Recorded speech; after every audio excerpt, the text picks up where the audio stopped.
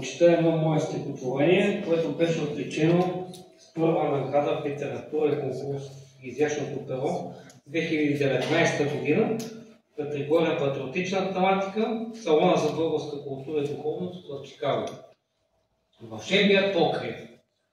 Там далече, където е светло и мирича на прясно сено, има къща, подпряла небето, а до нея зелено дърво.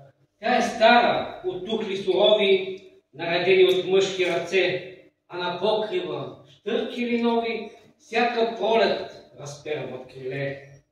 Този покрив от моето детство е вълшебен червен похлупак. Там под него е моето наследство, завещано от нощния мрак. Там звездите играят на дама, а луната до 20 брои.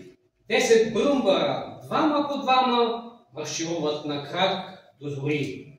Наредени на дългите върви, 8 чушки говорят на глас, а по чамови дървени стълби се катери озрелият прас.